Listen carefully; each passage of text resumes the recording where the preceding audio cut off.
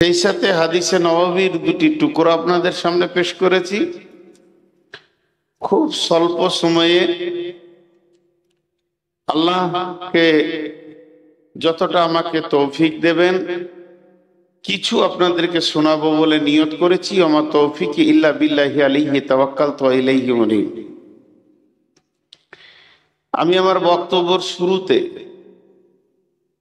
তিনটি কথা আপনাদেরকে বলবো নাম্বার দিয়ে। এক নাম্বার, মহিলাদেরকে বলছি, যেখানেই আছেন, যে অবস্থায় আছেন, আপোষে কথা বলবেন না, একটু কান খোলা রাখেন। দুই নম্বর, পুরুষদেরকে বলছি, খুব জমে কাছে কাছে বসতে হবে না, গরমের দিন। শীত হলে বলা যেত একদম জমে জমে বসে যান। তবে যতদূর পারবেন, যারা রাস্তায় আছেন, রাস্তায় বসাটা শরীয়তের দৃষ্টিতে নিষেধ। যদি আপনি মনে করেন আমি মুসলিম, তাহলে রাস্তাটা ছেড়ে দেন। জায়গা না হলে তখন আলাদা কথা। আল্লাহর ওয়াস্তে বলছি, যারা দাঁড়িয়ে আছেন তারা বসে যান এবং জায়গা রাস্তা ছেড়ে বসেন। আমরা মুসলিম, আমাদের আদর্শ অনেক উন্নত। তিন নম্বর একটা কথা আপনাদেরকে বলছি, আমার ব্যক্তিগত কথা, এটা আপনাদের নয়, এটা আমার নিজস্ব ব্যক্তিগত ব্যাপার। তারপরও আপনাদের মূল্যবান টাইম থেকে 2 মিনিট নিচ্ছি, বিধায় আপনাদের কাছে ক্ষমা চেয়ে নিচ্ছি। আপনারা আমার জন্য দোয়া করেন, আমি নিজেও দোয়া চাইছি, অতি সত্বর যেন আমি আল্লাহর কাছে চলে যাই।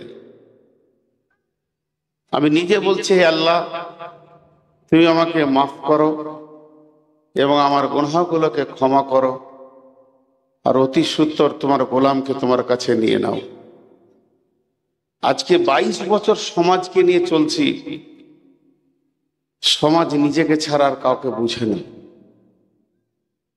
এই জায়গাটা দেখাবার নয়। 488 সুগার 3 দিন থেকে মাস্টার সাহেবকে আমি বলে আসছি যে আমাকে মাফ করেন, অন্য একটা বক্তা আমি পাঠিয়ে দিন। না, আপনি আসেন, আপনি আসলে আমি খুশি হব। উনি আমার কাছে যখন ডেট নেন, ওনার চেহারাটা আমি দেখেছি। উনি যখন আমাকে দেখা করেন তখন ওনার চেহারাটা দেখেছি।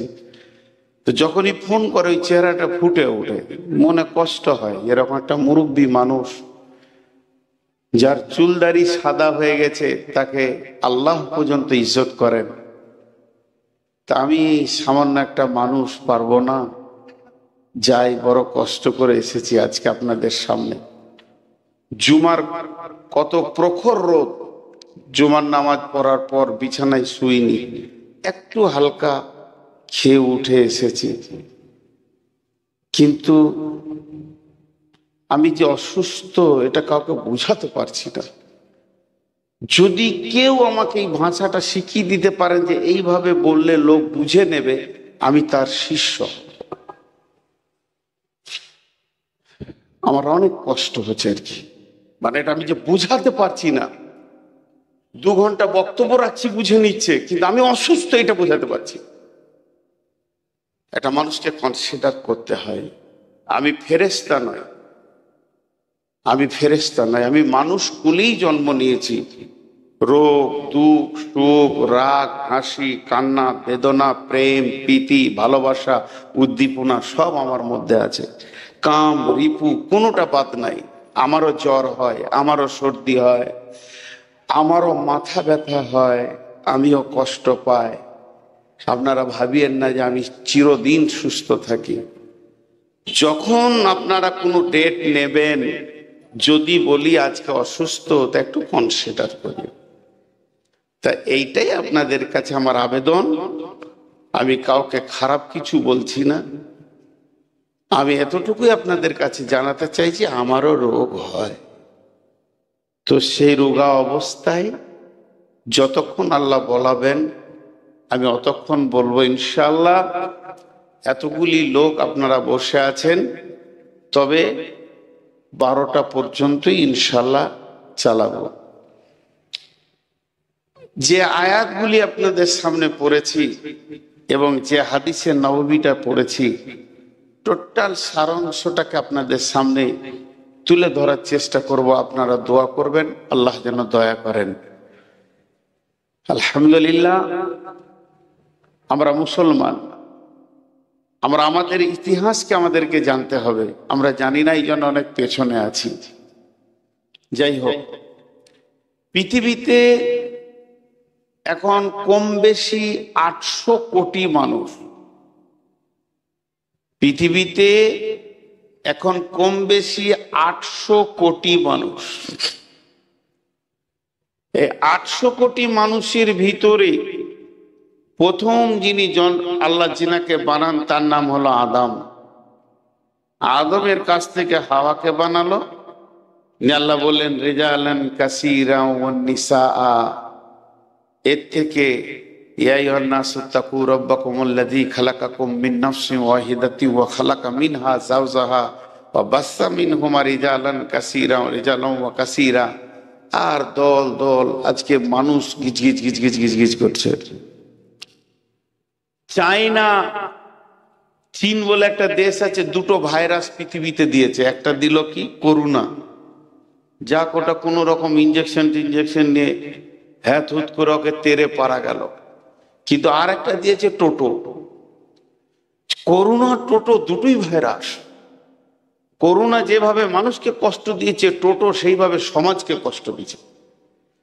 আর আল্লাহ তাবারক ওয়া তাআলার কারিশমা, যার বিবেক মেরে দেয় তাকে টোটো কেনার পয়সা দেয়। ও মাঝে ছাড়া যাবে না রোডের, ওর হুঁশি নেই। ওর টাকা দেওয়ার আগে ওর বিবেকটা মেরে দেয়, তারপরে টোটো কিনতে যাই। তো এই দুটি ভাইরাস বিশ্বকে ছড়িয়ে দিয়েছে চায়না। আর ইংরেজরা যখন ভারতবর্ষ থেকে চলে গেল, দুইটা ভাইরাস দিয়ে গেছে। একটা হচ্ছে বিড়ি আর একটা হচ্ছে চা। পঙ্গু করে দিয়েছে জাতিকে। তো যাই হোক, পৃথিবীর প্রথম মানুষ হলো কে? আদম আলাইহিস সালাম।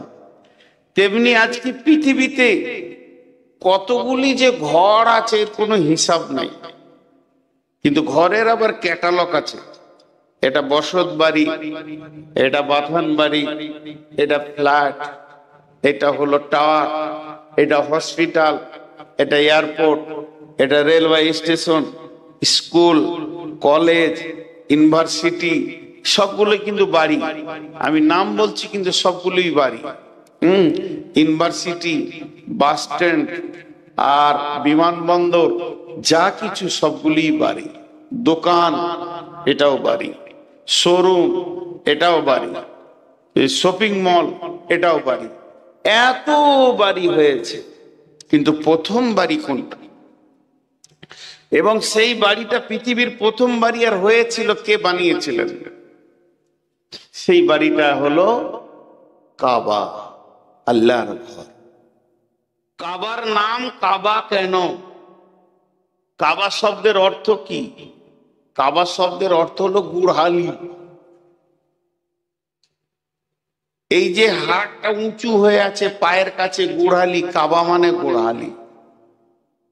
কাবা মানে গোড়ালি। কোরআনে আছে ফাগসিলু উজুহাকুম ওয়া আইদিয়াকুম ইলাল মারাফিকি ওয়ামসাউ বিরুসিকুম ওয়া আরজুলুকুম ইলাল কাবাইন। কাবাইন মানে দুইটি গোড়ালি। কাবা মানে একটা গোড়ালি, কাবাইন মানে দুইটি গোড়ালি। তোমরা দুটো গোড়ালি পর্যন্ত ধুয়ে নাও। তো কাবা মানে গোড়ালি। এই ঘরটা কখন বানানো হলো? এর দুইখানা ইতিহাস আছে, মতান্তর করা আছে। এক শ্রেণীর ঐতিহাসিক বলছেন যে হযরতে আদম আলাইহিস সালাম যখন পৃথিবীতে এসেছেন তার 2500 বছর পূর্বে। আদম পৃথিবীতে নয়, আদমকে জন্ম সৃষ্টি করার 2500 বছর পূর্বে। আর একজন বলছেন না, হযরত আদম আলাইহিস সালামের যেদিন জন্ম হয় ওই দিনই আল্লাহ কাবা, আদম আলাইহিস সালামকে যেদিন সৃষ্টি করেন ওই দিনই আল্লাহ কাবাকে বানান। তো কাবাকে বানালেন কিভাবে? কাবাকে প্রথম বানিয়েছেন ফেরেশতাতে, মানুষে নয়।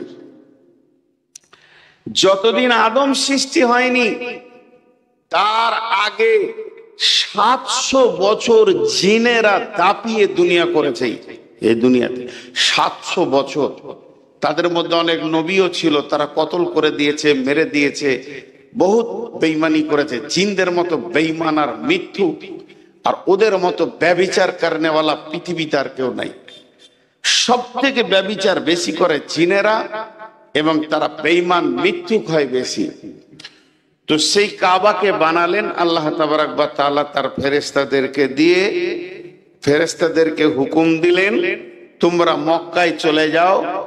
তখন মক্কার নাম বাক্কা ছিল, মক্কার নাম মক্কা, মক্কার নাম বালাদ, মক্কার নাম বাক্কা, মক্কার নাম বালাদ, মক্কার অনেকগুলি নাম আছে। আমার একটা বই হয়তো মক্কা মদিনার সফর, ওইটাতে দেখবেন, কিংবা আর রাহিকুল মাকতুমে দেখবেন। তো সেই মক্কাতে বানালেন ঘরটা। আল্লাহ বলছেন এবার যে আয়াত পড়েছি, বিসমিল্লাহির রহমানির রহিম, ইন্না আউওয়ালা বাইতিন উদিয়া লিন-নাসি লাল্লাযী বিবাক্কাতা মুবারাকাও ওয়া হুদাল লিল আলামিন। সব কারণগুলো আল্লাহ বলে দিলেন। কি বলেন? ইন্না আউওয়ালা বাইতিন, হে আমার ইমানদার বিশ্ববাসী তোমরা শোনো, নিশ্চয়ই প্রথম ঘর আমার ঘর। ইন্না আউওয়ালা বাইতিন, নিশ্চয়ই প্রথম ঘর আমার ঘর। বিবাক্কাতা মুবারাকা, সেটা আমি বানিয়েছি কোথা? মক্কা পবিত্র মুবারাক, পবিত্র মক্কা ভূমিতে। উজিয়া লিন-নাসি, ওই ঘরটা আমি বানিয়েছি মানুষের জন্য। ওয়া হুদাল লিল আলামিন, এবং সারা পৃথিবীর হেদায়েতের কেন্দ্রবিন্দু করেছি।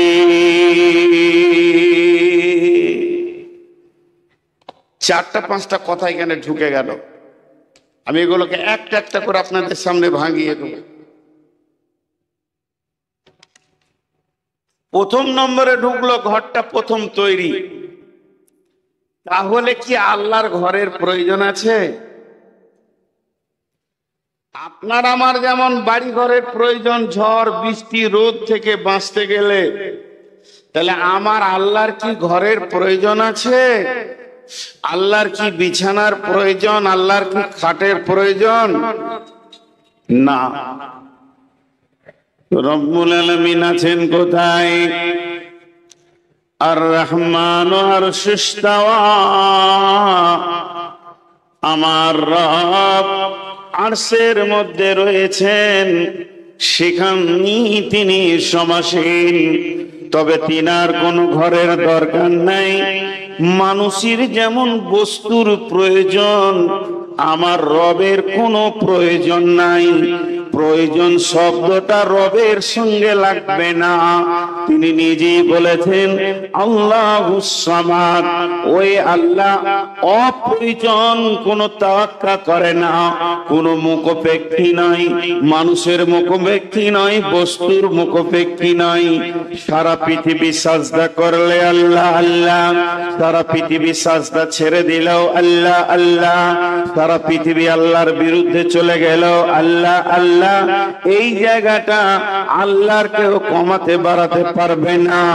অতএব আল্লাহর কোন বস্তু বা ঘরের প্রয়োজন নাই। আল্লাহ এতটুকুই বললেন, ওই ঘরটা আমি রাখলাম, ওই ঘরটা আমি বানালাম উজিয়া লিন-নাসি, মানুষের জন্য। বিবাক্কাতা মুবারাকা, পবিত্র ভূমি মক্কাতে এই ঘরটা আমার ঘর, কিন্তু মানুষের জন্য।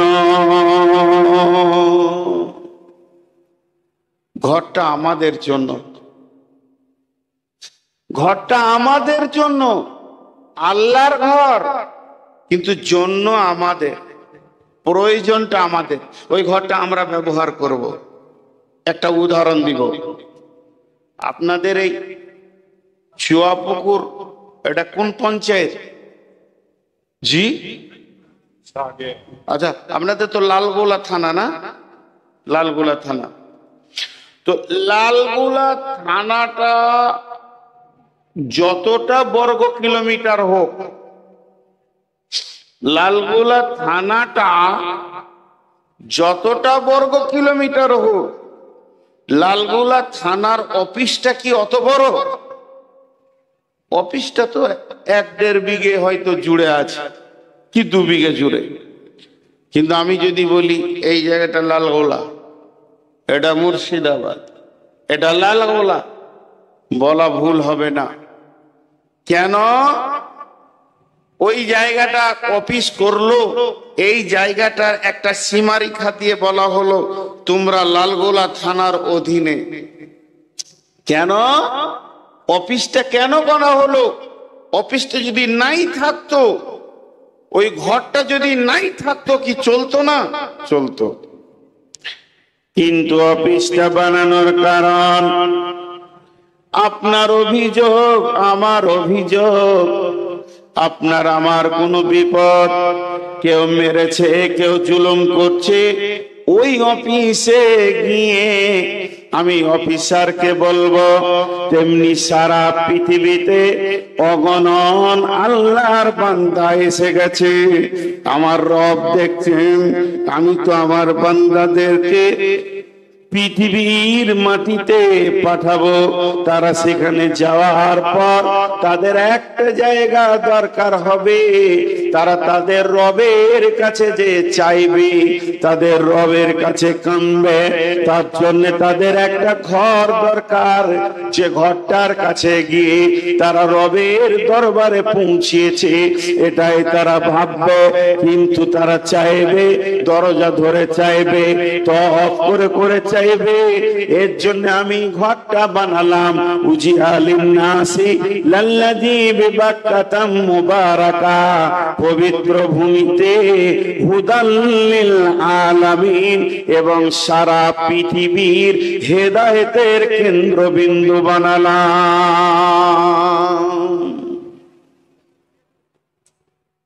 ছোট্ট একটা কথা বলে রাখছি, আমি জীবনে ফতোয়া দিই না, কিন্তু আমার এই ব্যক্তিগত ব্রেন থেকে একটা কথা বলে রাখছি।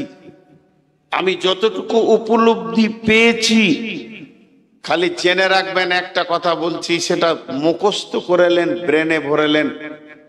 কাবার যে মুসাল্লাটা আছে, কাবার যে মুসাল্লাটা আছে, ওই মুসাল্লায় যে ইমাম, কিয়ামত পর্যন্ত যত ইমাম আসবে, আল্লাহর রহমতের সহি আকীদার আসবে, আল্লাহর রহমতের সহি আকীদার আসবে। খালি একবার ফলো করবেন তিনি কেমন করে চলছেন। কেন? আল্লাহ কোরআনে বললেন যে আমি এই ঘরটাকে বিশ্বের মানবের হেদায়েতের কেন্দ্রবিন্দু বানালাম, সহি আকীদা বানালাম, সহি ঈমান বানবে, এই জায়গায় আসবে, তারা বিশ্ব সম্মেলনে হাজির হবে। তাহলে এই ঘরটার মূল্য কম নাই। একটু আগিয়ে যাই, ফিহি আয়াতুন মাকামু ইব্রাহিম, ফিহি আয়াতুন মাকামু ইব্রাহিম। আল্লাহ বলছেন, আয়, তোদেরকে আমি দাওয়াত দিয়েছি, আয়, কিন্তু তোরা ওখানে এসে কি দেখবি? এটা কালো ঘর, জি না, সেটা দেখার কথা বলেননি। তবে যেটা দেখার কথা আল্লাহ বলছেন, ওই কাবার চত্বরের ভিতরে একটি জিনিস দেখবি তোরা, যেটা দেখার জন্য ডাকছে। সেখানে রয়েছে মাকাম ইব্রাহিম, এতগুলি নবী চলে গেল, কম বেশি 1.5 লক্ষ নবী গেল, 1,24,000 গেল। যে যা বলবে বলুক না কেন, হযরত আদম থেকে নিয়ে শেষ নবী পর্যন্ত এতগুলো নবী গেলেন, এতগুলো রসুল গেলেন, কোন নবী বা রসুল ওই জায়গাতে কাবার চত্বরে জায়গা পেল না, তাকে স্থান দেওয়া হলো না, তার নামে কোনো রেজিস্ট্রেশন হলো না, কোনো একটু জায়গা দেওয়া হলো না। এটা মুসার জায়গা, ঈসার জায়গা, হারুনের জায়গা, দাউদের জায়গা, এটা নবী সুলাইমানের জায়গা, নবী সলেহের জায়গা বলা হলো না। একটা নবীকে কেন্দ্র করে বলা হলো ফিহি আয়াতুম মাকাম ইব্রাহিম, যেটা কাবার দরজা, ওই দরজার সামনেই রয়েছে ইব্রাহিমের জায়গা।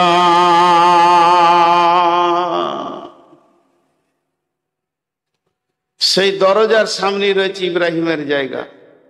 এটাকে নিয়ে দু কথা বলবো। চুয়াপুকুরের যুবকরা এখন উঠে লেগেছে মসজিদকে কি করবে, মানে নতুন মসজিদ নয়, পুরাতন মসজিদকে ভেঙে আবার নতুন নির্মাণ দেবে। আলহামদুলিল্লাহ, ভালো কাজ, এবং এটা খুশির কাজ, এটা আনন্দের কাজ এবং নেকির কাজ, সব মিটে গেল। কিন্তু আমি যদি বলি চুয়াপুকুরের যুবকদেরকে জালসা বন্ধ করে দাও,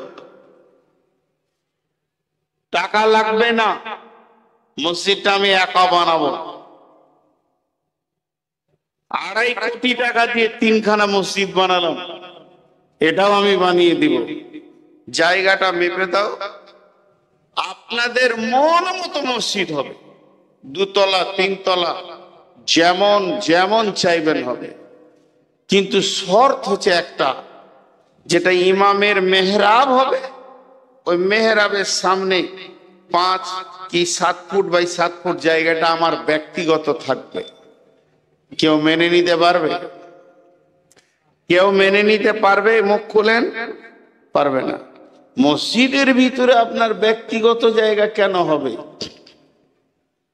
কাবা শরীফের মসজিদ যেটা হারাম, মসজিদে হারাম যাকে বলা হয়, এখানে আবার অন্য কথা বেরিয়ে চলে আসবে হারাম কেন বলা হচ্ছে, ওখানে অনেক কিছু আছে, বিষয় আছে, সেটা আজকে আমার বিষয় নয়, সময় থাকলে বলবো। তো কাবা শরীফের ওখানে গোল করে নামাজ হয়, তো বোঝানোর জন্য বলছি, টেবিলটা যদি কাবা শরীফ হয় তো গোল করে রাউন্ডে শুরু হয়ে গেল কাতার। এই কাতার চলতে চলতে চলতে চলতে ধরেন 150-200 মিটার 300 মিটার চারিদিকে, আবার কোনো কোনো দিকে বেশি আছে, কমও আছে। কেউ কেউ বলেন কতগুলো মানুষ একসঙ্গে ওপরে নিচে সিঁড়িতে যত জায়গায় মুসল্লা দেওয়া আছে, দাগ দেওয়া আছে, যতটা পরিমাণে বাইরে ভিতরে চত্বরে করে একসঙ্গে কতগুলি লোক নামাজ পড়তে পারবে ওখানকার। এটা তো কোরআন হাদিসের কথা নয়, এটা ইঞ্জিনিয়ারদের কথা। ইঞ্জিনিয়ারদের কথা যে কতটা মসজিদটা বড়, 1 থেকে 1.5 কোটি লোক নামাজ পড়তে পারবে, 1 থেকে 1.5 কোটি লোক নামাজ পড়তে পারবে। আর ওই 1.5 কোটি, আমার আইডিয়াতে আমি বলছি, কাবাটা 15-20 ফুট 20 ফুট 20 ফুট 20 ফুট, মানে এতটা চওড়া, অতটাই চওড়া, মানে বর্গ আকার কাবাটা। এতে উত্তর দক্ষিণও 20 ফুট, পূর্ব পশ্চিমেও 20 ফুট। তাহলে এই বর্গ আকার ঘরটা, তার যেটা দরজাটা পূর্ব দিকে আছে, আল্লাহর ঘরের দরজাটা পূর্ব দিকে আছে, আর ওই দরজার পাশেই একদম কাবার গা লাগা ওই জায়গাটা হলো ইব্রাহিম আলাইহিস সালামের জায়গা। আবার ওটাকে দেখতে বলছেন, কে বলছেন? আমি লয়, আল্লাহ।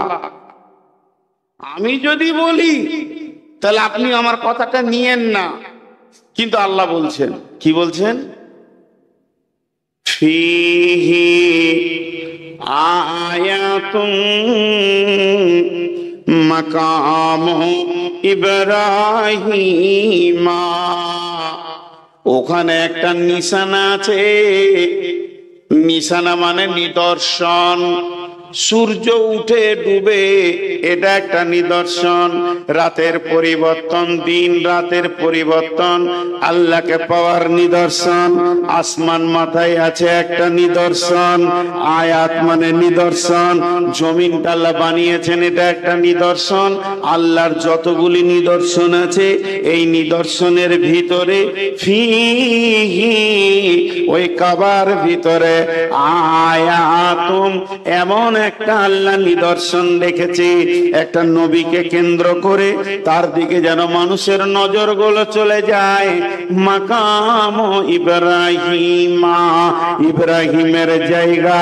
আবার ইব্রাহিমকে কত আল্লাহ সম্মান দিলেন, তার নামটা কোরআনে উল্লেখ করে দিলেন। শুধু এই পর্যন্ত নয়, ইব্রাহিমের পদচিহ্ন একটা পাথরের উপরে উনি দাঁড়িয়ে কাবার তামির দিয়েছেন, কাবাকে গেঁথেছেন। যত কাবা উপরে উঠেছে আল্লাহর কুদরতে পাথর উঠেছে, সেই পাথরটা আজও কাবার চত্বরে আল্লাহ রেখে দিলেন। এটাও নিদর্শন, নিদর্শন। হে মসজিদ বানানেওয়ালা, হে মসজিদ মানেওয়ালা, হে মসজিদের তামির দেনেওয়ালা, একবার ইব্রাহিমের নিদর্শনের দিকে খেয়াল করো। আল্লাহ কত সম্মান বাড়ালেন। ফিহি আয়াতুম মাকাম ইব্রাহিম। ইব্রাহিম চলে গেলেন, ইসমাইল চলে গেলেন, সব নবী শেষ। ঈসা নবী চলে গেলেন, শেষ নবী এলেন, শেষ নবী। শেষ নবীর সাবে মেরাজ হলো। আমি লম্বা ঘটনাকে শর্ট করছি। সাবে মেরাজে 5 ওয়াক্তের নামাজ এলো। সালাত যখন পেলেন, তো মদিনা মানওয়ারায় বিশ্বনবী যখন গেলেন, তখন কেবলা ছিল কোন দিকে মুখ করে নামাজ পড়তে হতো। আজকে বর্তমানে ফিলিস্তিনে যে মসজিদে আকসা রয়েছে, এইটা ছিল প্রথম কেবলা। ওই দিকে মুখ করে নামাজ পড়তে হতো। আর ওই দিকে মুখ করে নামাজ পড়তে পড়তে আসরের নামাজের সময় আবার আল্লাহ ঘুরিয়ে দিলেন, তোমরা ওই দিকটা ছেড়ে দিয়ে মক্কার কাবাকে কেবলা করে লাও। লম্বা ঘটনা আছে। 2 রিকাত নামাজের দ্বিতীয় রিকাতে আল্লাহ রসুল রুকুর হালাতে ছিল ফিলিস্তিনের দিকে, কাবা মসজিদে আকসার দিকে। আর জিবরাইল আমিন কানে কানে বলে দিলেন যে আল্লাহ রসুল আপনি এবার আছেন তো, ধরেন ওটা উত্তর দিক হবে, মদিনা থেকে আছেন তো উত্তর দিকে, হয়ে যান দক্ষিণ দিকে। আল্লাহ রসুল উঠে দাঁড়িয়ে গেলেন, আল্লাহু আকবার আর বললেন না। সাহাবীরা রুকুর হালাতে আছেন, কাতারকে ফাড়তে ফাড়তে ফাড়তে ফাড়তে গিয়ে শেষ কাতারে ওই দিকে মুখ করে রুকু করে নিলেন। আর সাহাবীদেরকে বলে তোমরা ঘুরে যাও, পুরা কাতার আপনাদের মসজিদে ছিল এই দিকে, হয়ে গেল এই মুখে, দরজা মুখে হয়ে গেল। আসরের নামাজে এই ঘটনাটা ঘটেছিল মদিনা মানওয়ারাতে। তারপরে যখন কেবলা হয়ে গেল কাবাটা, এই যেটা বর্তমানে আছে মক্কাতে, আল্লাহ রসুল এবার সফরে এসছেন, উমরাতে এসছেন, হজে এসছেন। নামাজ পড়বেন, কেবলাকে সামনে রেখে নামাজ পড়বেন। তো মুসল্লাটা হাতে নিয়েছি, দেখেন কত মজার কথা। মুসল্লাটা হাতে নিয়েছে, হাতে নেওয়ার পর কোন দিকে বিছাবো গো, কোন দিকে বিছাবো, আর কোথা বিছিয়ে নামাজ পড়বো আমি? এ তো চারিদিকে নামাজ হবে। এবার আমাদের রমজানে যে উমরায় গিয়েছিলাম, হোটেলটা যেদিকে ছিল পূব দিকেই নামাজ পড়ে এলাম। সূর্য উঠছে ওই মুখী নামাজ পড়ছি, কারণ হোটেলটা পশ্চিম দিকে ছিল কাবা। তো কোন দিকে বিছাবো?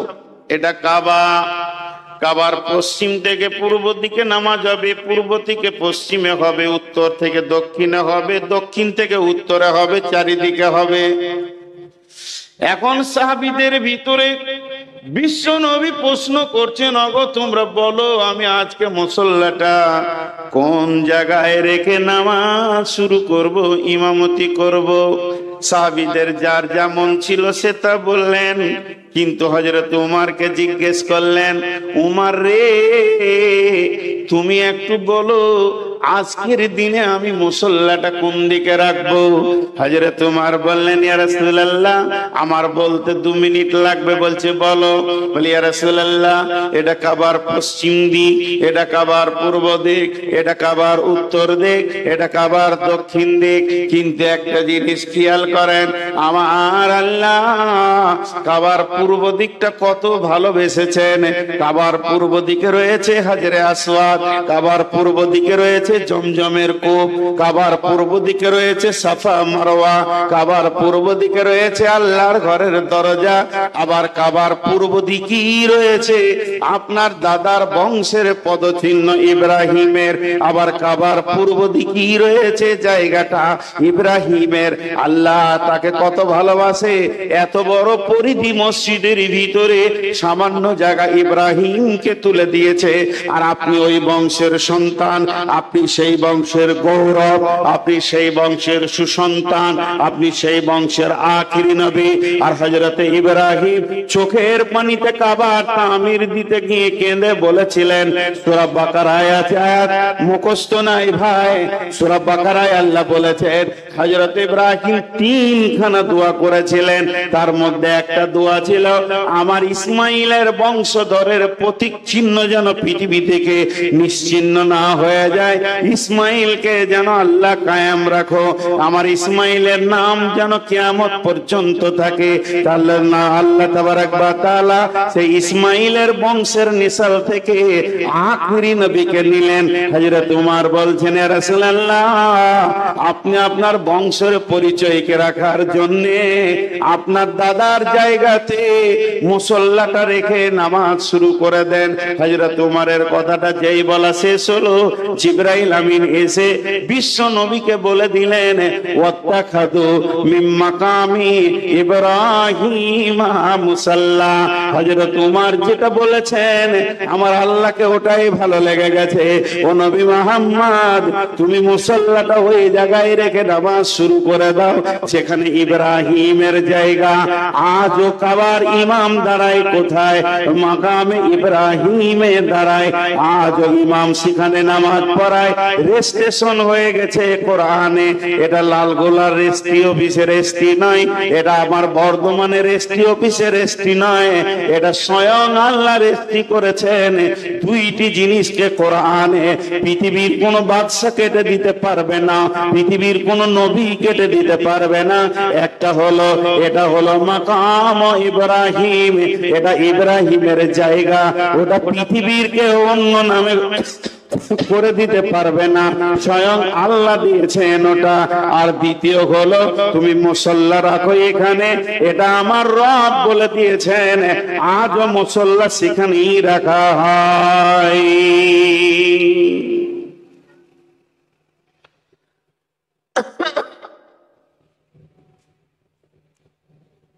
আজও রাখা হয়। মাঝে একটা ছোট কথা বলে নিব, মনে খারাপ কিছু লিয়েন না, ক্ষমা চেয়ে বলছি হাত পা গুলো ধরে। উমরা যদি করেন তো খেপার সঙ্গেই যেন, এইটুকুই বলে রাখলাম। বিজনেসম্যান যদি মনে করেন তো করে নিতে পারেন, বিজনেসের নিয়তে নামিনি। ইতিহাস যেগুলো বলি ওখানে ওইগুলোই দেখিয়ে দিয়ে এইটা মাকামে ইব্রাহিম। তো যাই হোক, যে কথা আপনাদের সামনে বলছিলাম, তা আল্লাহ আবার ওইটার কথা কোরআনে তুলে কি বললেন? ওয়ালিল্লাহি আলান নাসি হিজ্জুল বাইতি মান ইসতাতাআ ইলাইহি সাবিলা। হে বিশ্ববাসী রে, হে বিশ্ববাসী রে, আমি তোমাদের দাওয়াত দিলাম, আমার ঘরে তোমরা এসো, আমার ঘরে তোমরা এসো। যদি তোমাদের ইস্তাতাত আমার ঘরে পৌঁছানোর ক্ষমতা হয়ে যায়, হে আমার গোলামের দল, তোমরা আমার ঘরে এসো, এসো। তাহলে ওখানে ডাকলেন কেন? এইগুলো দেখবেন। এগুলো দেখলে কি হবে? আপনার জজবা বাড়বে, ইমানি জজবা। তো যাই হোক, মুফাসসিরিনদের মত হচ্ছে হযরত ইব্রাহিম আলাইহিস সালামকে এত সম্মান দেওয়ার কারণটা কি, যে যত নবী এসেছিলেন সব থেকে বেশি ইব্রাহিম আলাইহিস সালামকে পরীক্ষা করা হয়েছিল। 113 বার পরীক্ষা করা হয়েছে। আর প্রত্যেকটি পরীক্ষাতে উনি স্কলার ছিলেন। তার মধ্যে 13 বার কঠিন, তার থেকে কঠিন 3 বার। সেই 3 বারের ভিতরে একটা বার হচ্ছে ছেলের গলাতে, বাচ্চার গলাতে ছুরি দেওয়া। কোরআন বলছে, এটা সহি জয়ীফের নাই। জি, সন্তানের গলাতে একবার ভাবেন তো, আপনি আপনার বাচ্চাটাকে সামনে রেখে, বেটা সৌ তো তোমাকে জবাই করব আমি আল্লাহর জন্য। এই পরীক্ষাগুলো তিনার উপরে হয়েছিল, এই জন্য এই সম্মান। তা আমি আপনাদের সামনে এই ইতিহাসটা কেন দিলাম? আজকে আপনারা সেই ইতিহাসে নামতে চলেছেন। আমার নসিবই খারাপ। ওই চাওয়াল, আপনি উঠেন, আপনি উঠেন, দাঁড়ান, দাঁড়ান, একদম বাইরে যান। খুব শিয়ানা মাল, ভাবছি হয়তো দেখতে পাই না। আমার কাজই ওই সোজা লালগোলা স্টেশন, নাহলে বহরমপুর। তো এটা হলো একটা ছোট্ট ইতিহাস বললাম। কেন বললাম? বিভিন্ন জিনিসকে নিয়ে মতান্তর হয়েছে, বেশ কিছু জিনিস নিয়ে। মসজিদ পৃথিবীর প্রথম কোনটা? কেউ বলছে কাবাটা। কাবার তো কেবলা, ওখানে যে মসজিদ আছে মসজিদটার নাম হারাম, মসজিদটা কোন? বলছে এইটা প্রথম। আর একটা দলিল এসছে পৃথিবীর প্রথম মসজিদ হচ্ছে মসজিদে নববী। কিন্তু আরো একটা দলিল আছে, এই রসুলের কমপ্লিটলি ইসলাম যখন এসেছে তখনকার প্রথম মসজিদ মসজিদে কুবা। নানা রকম কথা।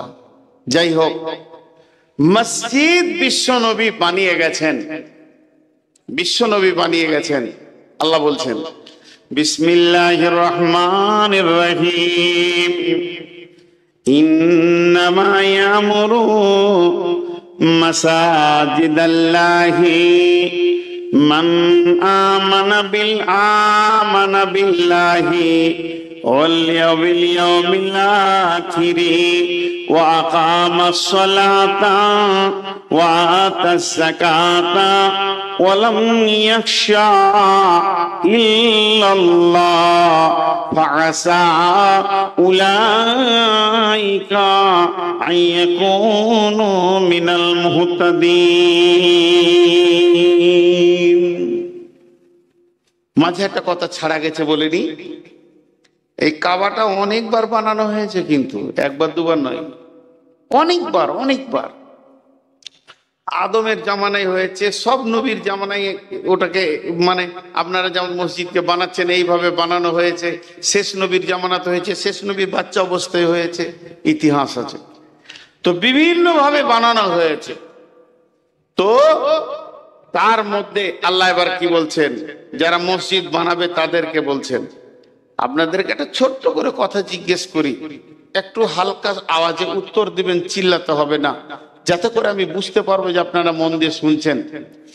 সেটা হচ্ছে যে মসজিদ ভাঙা গোনা না নাকি? ভাঙা মসজিদ ভাঙা গোনা না নাকি? কোনো উত্তর পেলাম না। আচ্ছা, আপনারা চুপ করে আছেন কি করে? ধৈর্য আছে বাবু, কথা বলছেন না কেন? আরে ভাই, আপনারা যদি কথা না বলেন আমাকে কেমন লাগবে? আমি যদি আপনার কথার উত্তর না দিই তো আপনাকে কেমন লাগবে? মসজিদ ভাঙা গোনা না নাকি? গোনা। আর বানানো নেকি, এটাই আমরা জানি। তামির, ইন্নামা ইয়ামুরু, ইয়ামুরু শব্দের অর্থ হলো মসজিদের কল্যাণকর হবে ওরা, কল্যাণকর, ভালাই করবে, দেখভাল করবে, বানাবে শব্দ লয়। তাহলে প্রয়োজনে ভাঙতে হবে, তখন ভাঙলে নেই। আবার গড়তে হবে, গড়লে নাকি এখন এই মসজিদটা ভাঙতে হবে, অর্ডার হয়েছে, টাকা পয়সা হয়ে গেছে, মাল এসে গেছে। জি, আমাদের এলাকায় আমি যে মসজিদ করলাম তো দুইটা মসজিদ, তিনটা মসজিদ ভেঙেই বানানো হলো। একটা জিসিবি কে বললাম যে ভাই মসজিদটা কালকে ভেঙে দাও, বলছে ওই কাজ কি আমি করি, ওকে আর কি বুঝায়। অনেকবার বললাম তুমি যা নেবে নেবে, খালি ভেঙে ট্রাক্টরে তুলে দাও। না হুজুর আপনি যা বলবেন সব করব, কিন্তু এই কাজ করতে পারবো না। ওর ধারণাটাই খারাপ।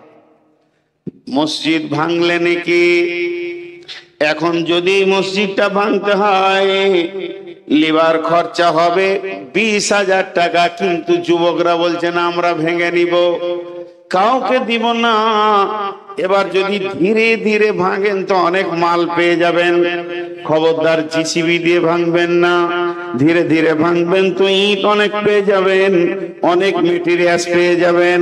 তো এবার কোন মসজিদ ভাঙলে নাকি ভাঙা হয়ে গেছে, এরপরে করলে নাকি তখন আবার ভাঙলে গোনা, আবার এখন না ভাঙলে গোনা। ভাইরা আবার না ভাঙলে গোনা এটা নয়, না ভাঙলে আপনি নেকিতে শরীক হতে পারলেন না। আল্লাহ তাবারাক ওয়া তাআলা ভাষাটা ব্যাপক শব্দে বলেছেন, অনেক একটা শব্দে ব্যাপক অর্থ রয়েছে।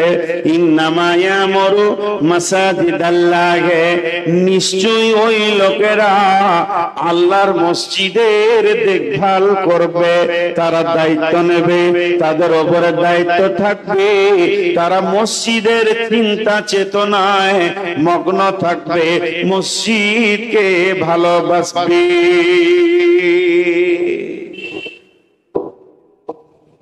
আমি কাউকে টার্গেট করে বলছি না, বক্তব্যের বিষয় তাই বলছি। আপনাদের এলাকায় বেনামাজি মসজিদ কমিটি আছে? এত চুপ কেন এরা? ওটা তো দ্বিতীয়বার জিজ্ঞেস করলাম, প্রথমবার জিজ্ঞেস করলাম তখন চুপ কেন? বেনামাজি মসজিদ কমিটি আছে? এরা ভয়ে ভয়ে বলছে আছে আছে আছে, মানে ওরা এইখানেই আছে, মারবে আর কি। হ্যাঁ, বেনামাজি, চোর, মাতাল, আর বলবো না, নোংরা নোংরা চরিত্রের লোক মসজিদ কমিটি আছে। সুদের বিজনেস দাপিয়ে চালাচ্ছে, আবার মসজিদের মতোয়াল্লি হয়ে বসে আছে। আছে না নাই? জোরে বলেন। এত ভয়। তেরা মসজিদকে নিয়ে দায়িত্ব নিয়েছে, এটা আল্লাহ রসুল বলেছেন যেটা কিয়ামতের আলামত। কিয়ামতের আলামত মসজিদ, মসজিদ মানে সাজদা করার জায়গা। আল্লাহ তাবারাক ওয়া তাআলা বলছেন মসজিদ বানাবে ওরা, মসজিদের দায়িত্ব নেবে ওরা, মসজিদে দান করবে ওরা, যাদের ভিতরে 5টা গুণ আছে।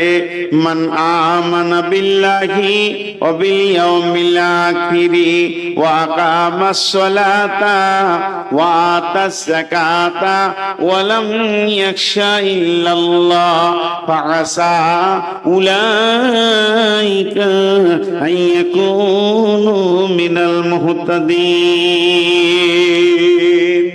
একবার সূরা আল ইমরানটা খুলে দেখবেন, যদি এগুলো মেনে না নিয়ে জবরদস্তি মুখের জোরে, চোপার জোরে, থুতির জোরে, আর কিলের জোরে, লাঠির জোরে যদি মসজিদের দায়িত্ব তুমি নিয়ে থাকো, তবে শুনে নাও কিয়ামতের নয় জাহান্নামের ভিতরে উল্টো করে খাসির মতো টেঙে দিয়ে চচ্চর চচ্চর করে তোমার চামড়াকে ফালানো হবে, এবং তার ব্যাপারে কতটা লাগবে না লাগবে তুমি নিজেই বুঝে নাও। অতএব শুনে নাও, আমার রব বলছেন মসজিদের দায়িত্ব থাকবে 5টা গুণ যার আছে। 1 নম্বরে যার আল্লাহর উপরে ঈমান আছে, 2 নম্বরে যে আখিরাতের উপরে বিশ্বাস রাখে, 3 নম্বরে যে নামাজ পড়ে, 4 নম্বরে যে যাকাত দেয়, 5 নম্বরে এক আল্লাহ ছাড়া পৃথিবীর কাউকে ভয় করে না। এই 5টা গুণ যার ভিতরে আছে, আল্লাহ বলছেন ওই বান্দা আমার মসজিদের দায়িত্ব নেবে।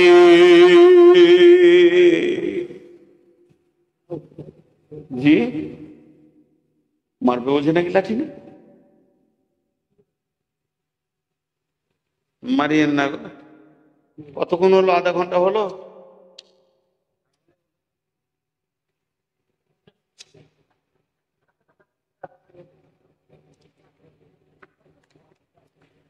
আগামী বছরে জালসার ডেট লিব, তার আসবে ডেট নিয়ে দেখবো। যারা 8টার মধ্যে দেবে, 2-3টে ডেট, এক ডেটই লিখবো। যারা তাড়াতাড়ি দিবে ওইটাতে চলে যাবো। সবাইকে ফাঁকি মারবো। মানে সমাজ আমাকে যা ধোকা দিয়েছে, এবার এদেরকে যদি আমি আর 20 বছর দিই তো গুণা হবে না, পূরণ হবে না। এতগুলো ধোকা খেয়ে আছে। আপনাদেরই এলাকায় আমি এসে বলছি ভাই ক্লান্ত আছি, শোয়ার জায়গা দেন। বলছি শুলে হবে? প্রধান বক্তা বসে থাকতে হবে, লোক দেখবে, তবেই তো বুঝবে যে এসেছে। শুতেও দেয় না আপনার এলাকায়। কান ধরেছি, জীবন আর যায় না। 6বার ফোন করেছে, বলে না আমি বসতে পারবো না। বলছে না স্পেশাল ঘর থাকবে না, বুঝতে পারবো না। আজকে এসিতে ছিলাম। তো যাই হোক, মসজিদে বানাতে গেলে 5টা গুণ থাকতে হবে। সেই 5টা গুণ আমাদেরকে ভেবে দেখে নিতে হবে। আল্লাহর প্রতি ঈমান, আল্লাহর প্রতি ঈমান থাকতে হবে। সবারই তো ঈমান আছে আল্লাহর। টাকাগুলো গুটিয়ে ভরে নিয়েছেন নাকি টেবিলে? টাকাগুলো কই নিয়ে চলে যাবে আল্লাহ। তাহলে কি করে কি বলবো? দেন 100-200 টাকা কেউ দান করবেন তো করেন, চট করে দেন। 500, 500, 1000। দেখেন এই টাকাটার দিকে আবার তাকান। এরা কিন্তু টাকাটা আমাকে দেয়নি, এটা দিয়েছে কাকে? আল্লাহ। কাকে দিয়েছে? আপনারা আমার সঙ্গে কথা বলেন। এই টাকাটা দিয়েছে কাকে?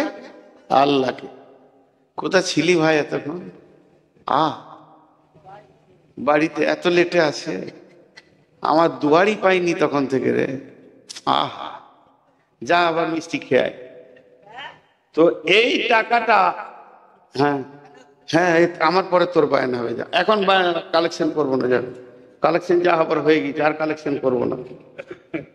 এই টাকাটা দিয়েছে আল্লাহকে। এবার এই টাকাটা আমি হাত দিতে যাচ্ছি। আমি মসজিদ কমিটি সেক্রেটারি, এই পর্যন্ত এসেছে। উদাহরণটা দিচ্ছি এবং আয়াতের সঙ্গে মিলাচ্ছি। টাকাটা আমি নিব, নিয়ে আমার কাছে রাখবো বা আমানত রাখবো, কাজে লাগাবো, মসজিদের কাজ করব। যখন এই টাকাটা হাত দিতে এসেছি, মনে করেন বলছি, আবার মনে করেন বলছি, মানে ওটা মনে মনে ধরতে হবে। আল্লাহ বলছে এই দাঁড়া, এই টাকাটা কার? টাকার মালিক হলো আল্লাহ। আল্লাহ যখন টাকাটার মালিক, আল্লাহ বলছেন মান আমানা বিল্লাহি, যদি আমার উপরে ঈমান থাকে তবেই তুই আমার টাকাতে হাত দে। আমি নূর মোহাম্মদকে বলছি আর কি। আমি এই মসজিদের সেক্রেটারি, এই মসজিদের কমিটি, মতোয়াল্লি, যেই হোক, ক্যাশিয়ার, আমার উপরে ঈমান আছে? আমি বলছি হ্যাঁ আছে। আল্লাহর উপরে যতটা বিশ্বাস রাখা দরকার অতটাই বিশ্বাস আছে। আল্লাহ বলছে দাঁড়া, আর একটু দাঁড়া।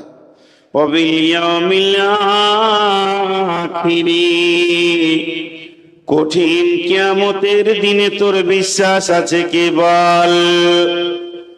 আবার আল্লাহ আমাকে দ্বিতীয় প্রশ্ন করলেন, কঠিন কিয়ামতের দিনের ব্যাপারে তোর বিশ্বাস আছে কি বল? আমি বললাম আল্লাহ হ্যাঁ আছে। তাহলে কিয়ামতের দিনটার নাম বল। কিয়ামতের নাম কিয়ামত, কিয়ামতের নাম মাহশর, কিয়ামতের নাম ইয়াউম, কিয়ামতের নাম ইয়াউমুল আযীম, কিয়ামতের নাম ইয়াউমুল ফসল, কিয়ামতের নাম কারিয়া, কিয়ামতের নাম হাক্কা, কিয়ামতের নাম সালা, কিয়ামতের একটা নাম হচ্ছে ইয়াউমুল হিসাব, সেটা হিসাবের দিন। ইয়াউমুল ফসল, সেটা জুদাইয়ের দিন।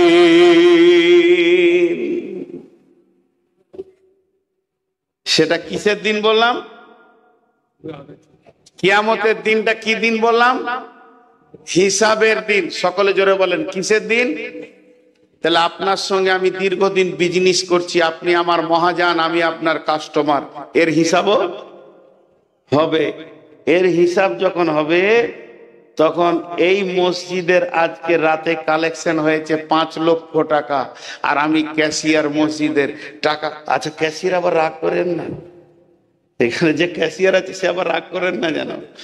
আমি টাকাগুলো নিয়ে গিয়ে বাড়িতে রাখলাম, যথারীতি মসজিদের যেমন কাজ করার সেরকম করলাম। আল্লাহ বলছে নিশ্চিত থাক তুই। কেন? দেখবেন মাদ্রাসা, অনেকে বলে নূর মোহাম্মদ কেন মাদ্রাসা করেনি। আমি 3 বার মাদ্রাসা করেছি, কেউ জানে না।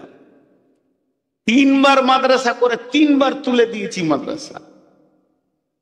জায়গাগুলো দেখিয়ে দিব, প্রভাব আছে, কালেকশন করে নিয়ে আসছি। সেক্রেটারি বলছে, ক্যাশিয়ার বলছে টাকাটা দেওয়ার পর তোমাকে আর দেখতে হবে না, তুমি যা করছো করো। লুটেরা, লুটেরা, ভালো ভাষায় বলে দিচ্ছি, লুটপাট করে খেতে চেয়েছে। 3 বার বেরিয়ে এসেছি। এবছরকার রিপোর্ট নেবেন একটা, জিরামের মাদ্রাসাটা আমার ঘরে দিয়েছে তো, ফেসবুকে দেওয়াতে ছেলেরা ফোন করছে, আমি আবু দাউদ পড়ি, আমি নাসাই পড়ি, আমি ইবনে মাজাহ পড়ি, আমি মিসকাত পড়ি। কটকলা বলে চলে আয় রে বাপ, যত আছিস। পরীক্ষা লিচি, কায়দা বুগদাদি পড়তে পারবে না। আবু দাউদের ছেলেকে জিজ্ঞাসা করা হয়েছে, আপনারা যারা আলেম বুঝতে পারবেন, যে বিসমিল্লাহটা তারকিব করো, তো বলছে বাহার পে যার ইসমে মাসদার। আবু দাউদ পড়েছে, যারা আলিম তারা বুঝতে পারলেন এটা কি বললাম। ও ক্লাস 1 উপযুক্ত নয়। তাহলে আজকে চুয়াপুকুর মাদ্রাসা, আজকে লালগোলা মাদ্রাসা, আজকে এইরকম যত মাদ্রাসা আছে, চুয়াপুকুর বলছি মানে এটা খারাপ আমি বলছি না, আমি আস্তাগফিরুল্লাহ, মাফ চাইছি, উদাহরণ দিচ্ছি। আজকে আমার মাদ্রাসাটারই কথা বলছি, বছরে 40 লক্ষ টাকা ব্যয় আছে, আর একটা ছেলে আলিফ শিখতে পারেনি। ওই ব্যয়টা আমানত হয়েছে না খেয়ানত হয়েছে? আলেমদেরকে জিজ্ঞেস করবো। 22টা একসঙ্গে 24টা ছেলে এলো, মাত্র 3টে ছেলে, তাও তার আবু দাউদ নাসাই পড়ে চলে এসছে। 3টে ছেলে ক্লাস 1-এ ভর্তি হলো। ওদেরকে বোঝানো হলো, বলে হুজুর যে ক্লাসে নেবেন ওটাতেই হবো, আমরা আলেম হতে চাই। আর বাকিগুলো কেটে পড়লো, কেটে পড়। টিকছে না। আমি বলে দিয়েছি 10টা শিক্ষক আছে, 10টা শিক্ষক থাকবে, 3টে ছেলে থাকবে, 3টে। 10টা শিক্ষকের বেতন দিব, 3টে ছেলে থাকবে। অভিভাবকদেরকে বলছি, বিশেষ করে আপনাদের হাতগুলো ধরছি, পা গুলো ধরছি, মাসে 3 বার সুগার চেক করেন। যে ছেলেগুলো কলেজে, ইউনিভার্সিটিতে, মিশনে পড়ছে, তাদের রেজাল্টটা 2 বার পড়ে দেখেন যে আমার ছেলে কত নাম্বার পেয়েছে, খোঁজ নেন। আর যেটা মাদ্রাসায় পড়ছে, খালি অপেক্ষা করছেন যে কবে মাংস ভাত খাবো আর ছেলের মাথায় পাগড়ি লাগবে, কিন্তু আসলে ছেলের ভিতরে কিছু ঢুকছে না, এ খবর আপনি নাই। নিয়ে আসেন আপনার ছেলেকে চুয়াপুকুর মাদ্রাসায়, নিয়ে আসেন আপনার ছেলে কোন মাসে পড়ছে, আমি এখানকার হেড মৌলানাকে দিয়ে আপনার ছেলেটাকে টেস্ট করে দিব, দেখবেন ক্লাস 1-এর উপযুক্ত নয়। তবে সবগুলি কি তা নয়, সবগুলি কি তা নয়। তো আল্লাহ তাবারক ওয়া তাআলা বলছেন যে শোন, সেটা হিসাবের দিন, সেই দিন হিসাব হবে আমানতের খেয়ানতি। কেমন? একবার মাদ্রাসার হিসাবে বসবেন, জি এটা আমার বেটার বাড়ি, এটা আমার মেয়ের বাড়ি, ওটা আমার ছোট বেটা, এটা বড় বেটার বাড়ি বানালাম, আমি আব্বা দাঁড়িয়ে বানালাম, ছেলেরা বিদেশে কাজ করে, বাড়ি বানাতে গিয়ে মিস্ত্রি বলল 20 প্যাকেট সিমেন্ট লাগবে। চলে গেলাম বাস স্ট্যান্ডে, সিমেন্ট গুলো একটা গাড়িতে চাপালাম, মেশিন ভ্যানে ভুটভুটিতে চাপালাম। গাড়িওয়ালা বলছে 20 প্যাকেট একসঙ্গে যাবে না, 50 প্যাকেট যাবে না। আমি বলছি পেছনে ঠেলতে ঠেলতে নিয়ে যাব। সেখানে গেলাম, আসলাম, আমার 1 টাকাও খরচা নাই, কারণ বাড়ি থেকে মুড়ি খেয়ে চা খেয়ে গেছে, আবার বাড়িতে এসে রুটি খাবো, কোনো খরচা নাই। আমি বাড়িটাকে তিলে তিলে লিভার বাঁচাচ্ছি, তিলে তিলে পয়সা বাঁচাচ্ছি, তিলে তিলে টাকাকে বাঁচিয়ে সুন্দর বাড়িটা বানালাম। আর যখনই মসজিদের দায়িত্বটা আমাকে দিয়ে দিল, আমি এবার ভাউচার বানাচ্ছি। চুয়াপুকুর টোটো ভাড়া হচ্ছে 10 টাকা, আবার ডাউন ভাড়া হচ্ছে 10 টাকা, 10 ব্যাগ সিমেন্টের দাম হলো 4000 টাকা, আর আমার টিফিনের ভাউচার হচ্ছে 550 টাকা। আল্লাহ বলছে হলার মাপবো, কারণ সেটা কিয়ামতের দিন। এর জন্য আল্লাহ কোরআনে বলছে এই টাকাটা তুই হাত ধরে নূর মোহাম্মদ, যদি তোর কিয়ামতের বিশ্বাস থাকে, তুই জুমার দিনে লোককে হিসাব বুঝিয়ে দিবি। গায়ের লোক বলবে নূর মোহাম্মদ ভালো ছেলে, টাকা মেরে খায়নি, কিন্তু মসজিদের তিলে তিলে হিসাবে এ টাকা ওই লোকগুলির টাকা নয়, ওরা আমাকে দিয়ে দিয়েছে, ওরা আমার কাছে কিয়ামতের দিনে বুঝে নিবে, আমাকে পরিশোধ ওদেরকে করতে হবে। এখন এই টাকা আল্লাহর টাকা, এই নোট 3টে পড়ে রয়েছে আল্লাহর, আমি তার গোলাম, টাকাটা নিতে এলাম। আল্লাহ বলছে ঈমান থাকে তো নে, আখিরাত যদি বিশ্বাস করিস তো তুই টাকাতে হাত দে। কারণ পৃথিবীতে যতবার তুই হিসাব শোনা না কেন মুসাল্লিদেরকে, গাঁওয়ালাকে, এতে আমি আল্লাহ সন্তুষ্ট নয়। কঠিন কিয়ামতের দিনে আমি প্রত্যেকটি মসজিদের ইটের, প্রত্যেকটি সিমেন্টের রডের আমি তিলে তিলে তোর কাছে হিসাব বুঝে নিব। 3 নম্বরে বলছেন ওয়াকামাস সালাতা, তুই নামাজ পড়িস কিনা বল, যদি নামাজ পড়িস তো আমার মসজিদের দায়িত্ব নিবি, নামাজ না পড়লে তোর মতো বেঈমানকে কেমন আযাব দিতে হয় আমি রেডি হয়ে আছি। কারণ জবরদস্তি করে সমাজে নাম নেওয়ার জন্য তুমি মসজিদের মতোয়াল্লি কমিটি হয়ে থাকবে, আমি আল্লাহ ছেড়ে দিব না, তোমাকে 5 ওয়াক্তের নামাজই পড়তে হবে। আমি একটা প্রশ্ন করব, যে উত্তর দিতে পারবে তাকে, তার কাছে 2000 টাকা নিব।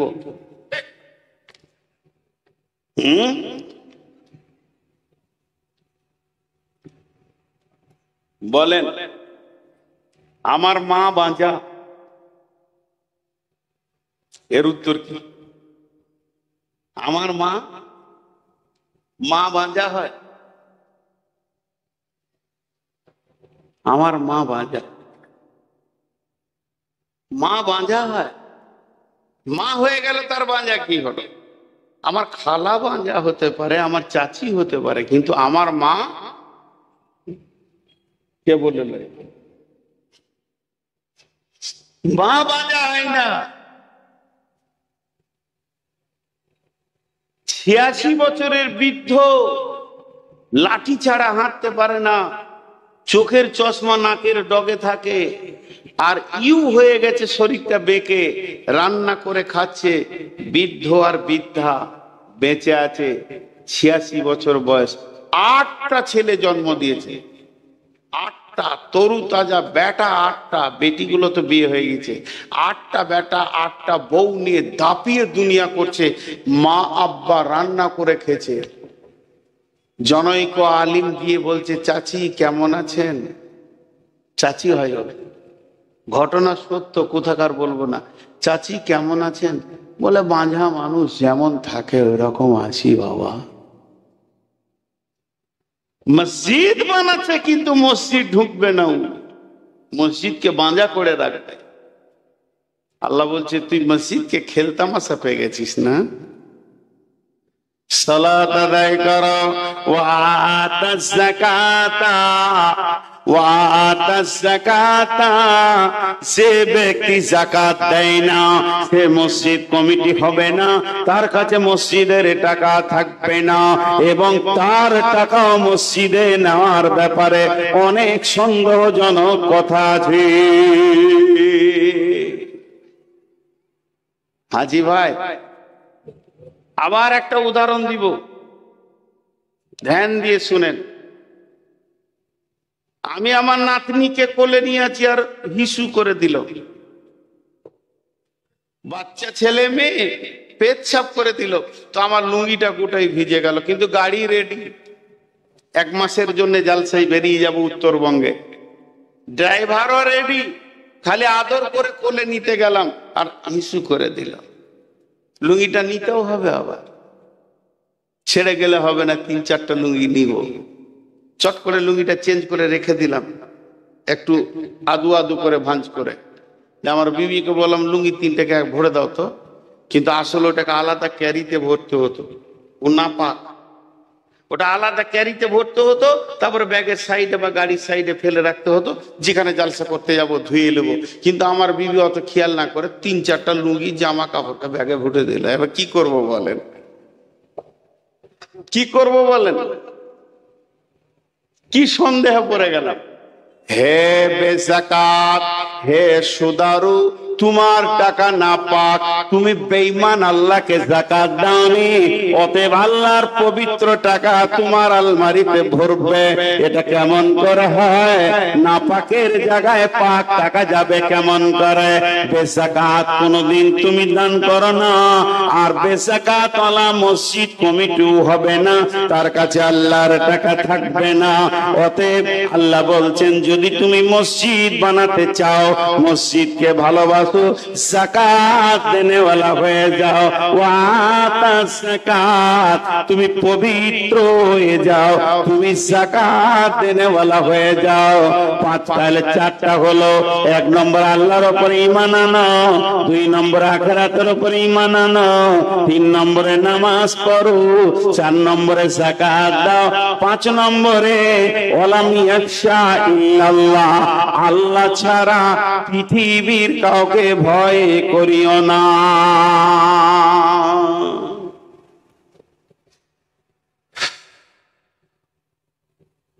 আপনারা মুখ খুলেন একটু।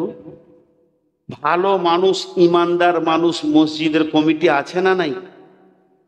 আছে না নাই? আছে। আমি 2টি লোক দেখেছি নিজের চোখে, তাও নাম বলবো না, ভালো মানুষ, 30 বছর তার কাছে মসজিদ আছে, 25 বছর, 25-30 বছর মসজিদটা আমার হাতে দিল, ভেঙে এক্সটেনশন করতে হবে। তো খালি আমি বললাম, ভাই গত টাকাগুলো কোথায় আছে? বললো, ধান তো বিক্রি করেছি, প্রায় 40,000 টাকা পাবো মসজিদের জমির, ওটা আপনি সরাসরি নিয়ে নেবেন, আর যেটা মসজিদের কোটোতে উঠে না আমার কাছেই আছে, পরশু দিয়ে দেব। 30 বছরের টাকা নিয়ে এসে যখন মসজিদে ঢেলে দিলে, তো টাকাগুলোকে চিট ছাড়াতে হচ্ছে, 1 টাকা লাড়েনি, যেমন কারো এরকম, যে সপ্তাহে যেটা উঠেছে ওইটাকে ওই রকম গিড়াতে মেরে ভরে দিয়েছে, 1 টাকা লাড়েনি। এরকম 2টি লোককে দেখেছি, মসজিদের টাকা যেমন কার ওই রকম, ওই নোটটাই ওর ঘরে একটা 500 টাকার নোটকে ভাঙিয়ে খুচরা করে কাউকে দিতে হবে, ও পাড়া পাড়া ঘুরেছে, আর ওর হাঁড়ির ভিতরই মসজিদের 50-60 হাজার টাকা রয়েছে, যেগুলো খুচরোতে ভর্তি, হাত দেয়নি। 2টা লোক পেয়েছি। এই লোকগুলোকে আল্লাহ বলছেন, এই লোকগুলোকে আল্লাহ কি বলছেন? ওয়ালাম ইয়াখশা ইল্লাল্লাহ, তুই ভালো আমি জানি তোর মধ্যে বেঈমানি নাই, আর তোর বিশ্বাস আছে আমি আল্লাহর কাছে ভালো, আল্লাহর টাকা এধার ওধার করিনি, কিন্তু তুই যে সমাজে বাস করছিস, সমাজের লোক তোকে কথা বলতে ছাড়বে না। মেরে নিলে, লুটে নিলে, খেয়ে নিলে, খবরদার তাদের কথা শুনে যেন আমার টাকা তুই জমা দিয়ে দিস না, দায়িত্ব ছেড়ে দিস না। যদি তুই ছেড়ে দিস, খুন বেঈমানের হাতে চলে যাবে, ভয় তো আমাকেই করবি, আর কাউকে ভয় করিস না। ওয়ালাম ইয়াখশা ইল্লাল্লাহ, আল্লাহ ছাড়া কাউকে ভয় করবি না।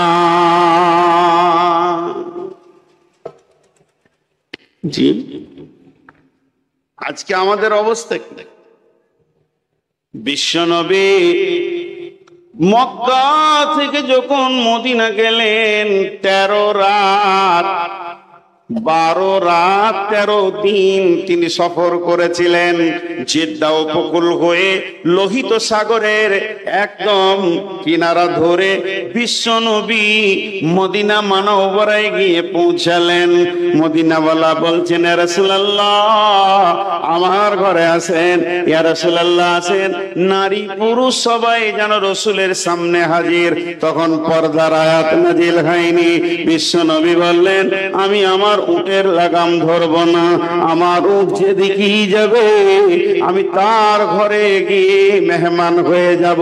হযরত আবু আইয়ুব আনসারীর বাড়িতে একদম পশ্চিম দক্ষিণ কোণে মদিনার এক পাশে তার ঘরে বিশ্বনবী মেহমান হয়ে গেলেন। তারপরে নবীজি বললেন, হে আমার সাহাবীরা, আমি একটা মসজিদ বানানোর প্ল্যান নিয়েছি, তোমরা আমার সঙ্গে উদ্যম হয়ে যাও। সেই মসজিদের তিনি ভিত রাখলেন এবং ভিত রাখার পর তিনি বললেন, কেউ যদি এই মসজিদে এসে 2 রাকাত নামাজ পড়ে, সে 2টি কবুল উমরা হজের নেকি পাবে। সেই মসজিদটার নাম হলো মসজিদে কুবা। এরপরে বিশ্বনবী বললেন, আমি আর একটা মসজিদ বানাবো, যে মসজিদটা হবে সারা পৃথিবীর দাওয়াতের সেন্টার, তবলিগের সেন্টার। সেখান থেকে তবলিগের বিদ্যুৎ যেন চারিদিকে কেবেলে ধরতে থাকবে। সেই মসজিদটার নাম মসজিদে নববী। বিশ্বনবী বললেন সাহাবীদেরকে, সাহাবীরা বললেন, ইয়া রাসূলুল্লাহ, ইয়া হাবিবাল্লাহ, আপনি দেখেন কোন জায়গাটা চয়েস করছেন। বিশ্বনবী দিয়ে চয়েস করলেন, এই জায়গাটা হলেই ভালো হয়। এবার সার্চিং করো। জায়গার মালিককে সার্চিং করতে করতে পাওয়া গেল 2টি এতিম বাচ্চা, তাদের বাপ্পা নাই, 2 জন না বালক। তাদেরকে ডাকা হলো। দয়ার নবী বললেন, সোনামানিক, তাদের গালে হাত দিয়ে, ও সোনামানিক রে, তোমাদের জায়গাটা আমি পছন্দ করেছি, এখানে মসজিদ বানাবো। এবার তোমরা বলো। 2 জনে আনন্দে আত্মহারা হয়ে চোখের পানিতে খুশিতে বলছেন, ইয়া রাসূলুল্লাহ, আল্লাহর জন্য ওয়াফ করে দিলাম। নবীজি বললেন, আলহামদুলিল্লাহ, কবুল করে নিলাম, তবে কিছু মাল না দিয়ে আমি মসজিদ বানাবো না। এবার বিশ্বনবী তাদেরকে কিছু মাল দেওয়ার চিন্তা ভাবনা নিলেন। ওই 2 ভাইকে তাদের হাতে কিছু অর্থ ধরিয়ে দিলেন। কেন অর্থ ধরালেন এ ব্যাপারে ইতিহাসবিদরা লিখেছেন, তা তো ফ্রি দিয়ে দিয়েছিল, কিন্তু অর্থ দেওয়ার কারণ বিশ্বনবী দেখলেন যদি সামান্যতম মাল না দিই এমনিতেই এতিম, তারপরে কাফের বেঈমানেরা বলবে নবী মুহাম্মদ জবরদখল করে এতিমের মাল, ওদের কোনো শক্তি ছিল না, ছিনিয়ে নিয়ে মসজিদ বানিয়েছে। এই কলঙ্কটা পৃথিবীর বুকে হতে দিব না, ইতিহাসকে নোংরা করতে দিব না। তাই তাদের হাতে কিছু অর্থ ধরিয়ে দিয়ে ওই জায়গায় মসজিদ বানালেন, যে মসজিদটার নাম হচ্ছে মসজিদে নববী। কিছু না হলেও ছাদের ভিতরে 10 থেকে 15 লক্ষ লোক নামাজ পড়বে। এই মসজিদটা বর্তমান সরকার যা আছে এর আরো ডবল বানানোর জন্য উঠে বেড়ে লেগেছে। সমস্ত হোটেল, 5 স্টার 7 স্টার হোটেল গুলো ভেঙে চুরমার করে দিয়ে মসজিদ বানানোর কাজে নেমেছে। অতএব বন্ধুরে, মসজিদ এমন একটা জিনিস, আল্লাহর ঘর। তাই বিশ্ব নবী বলে গেছেন, মান বানা লিল্লাহি মসজিদান বানাল্লাহু লাহু বাইতান ফিল জান্নাহ।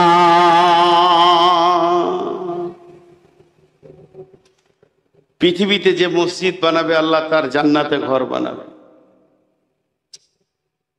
আল্লাহ তার জান্নাতে ঘর বানাবে। এখান থেকে আপনার জান্নাত বেনে যাবে।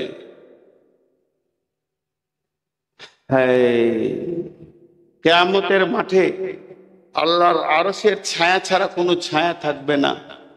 সেই দিন 7 ব্যক্তি আরশের ছায়াতে থাকবে, তার মধ্যে একটা হলো রাজুলুন কালবুহু মুআল্লাকুন ফিল মাসাজিদে। ওই ব্যক্তি যার দিল মসজিদে পড়ে আছে, দিল মসজিদে পড়ে আছে। কিন্তু আমাদের অবস্থা খুব খারাপ। इस जमाना के लोग मस्जिद को बैतुल खाला जैसे इस्तेमाल करते हैं। মসজিদে ঢুকছেও তাড়াতাড়ি, বের হচ্ছেও তাড়াতাড়ি। মাশাআল্লাহ, রাস্তা ছেড়ে দাও গো, টোটোওয়ালাদের যেতে দাও, ওদের বেচা কিনা হয়ে গেল। মাশাআল্লাহ মাশাআল্লাহ। টোটো হইতে সাবধান, এরা কাকে কখন মারবে ওরাই জানে। মেলাওয়ালাদের শেষ হচ্ছে, কিন্তু জালসাওয়ালাদের শেষ হচ্ছে না। এত বক্তা আনা কি দরকার ছিল বলেন, আমাকে উত্তর দেন। 2টা বক্তাই তো যথেষ্ট ছিল। সন্ধ্যার দিকে একটা, এখন 10টার মধ্যে শেষ হয়ে যাবে। আলহামদুলিল্লাহ, হয়ে গেল জালসা।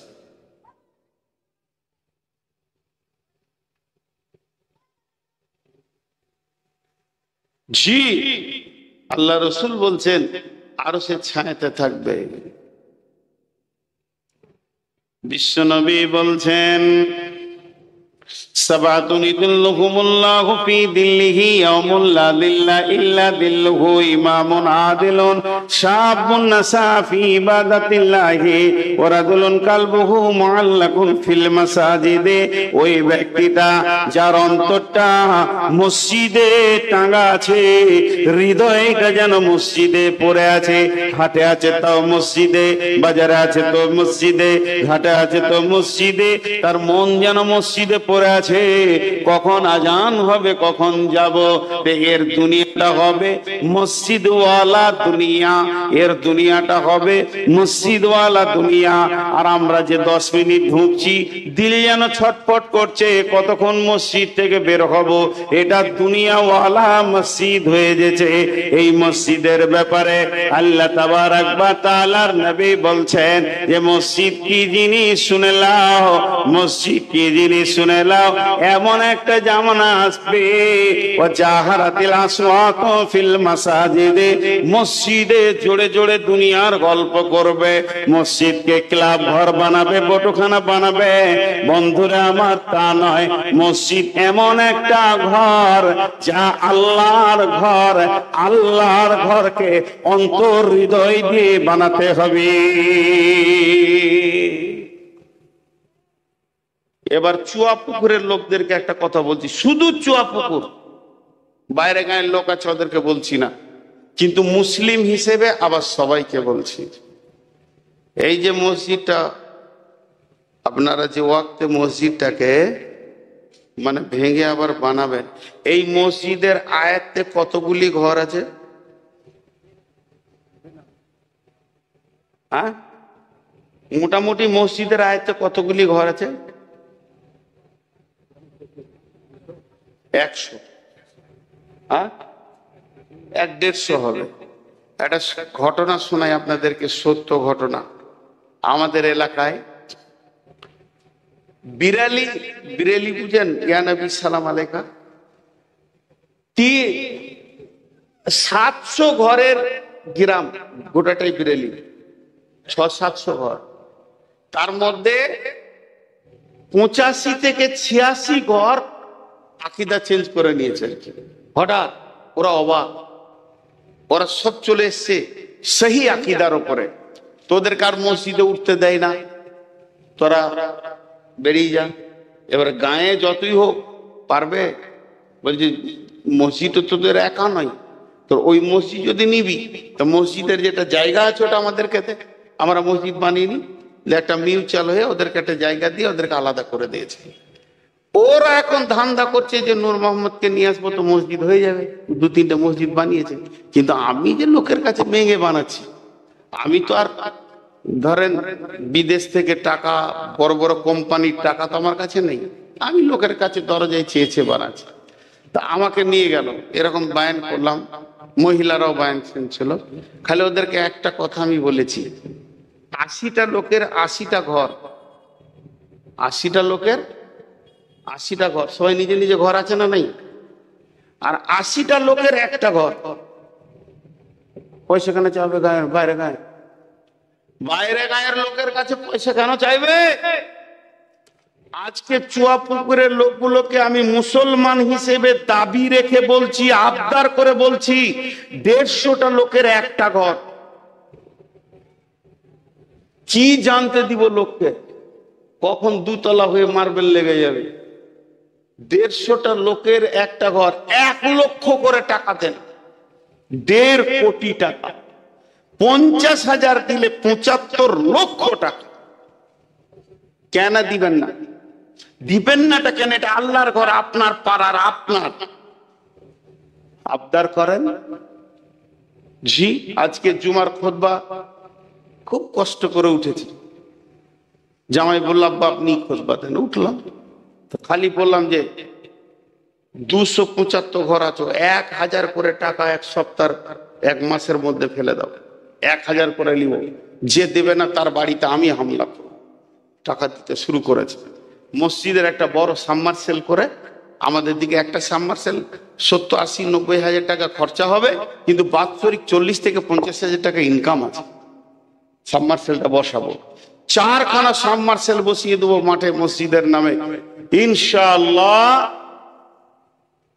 1.5 লক্ষ টাকা দেখতে হবে না, মসজিদের ইমামের বেতন আরামসে আসবে। তো শুধু অঙ্ক করেন, মসজিদটা কত ফুট বাই কত ফুট আছে। আমি মসজিদের কথা বলছি, বিরক্ত হবেন না, যে কাজে এসছি সেই কাজের কথা বলছি। মসজিদটা কত ফুট বাই কত ফুট আছে বলেন, তাও হিসাব নেই।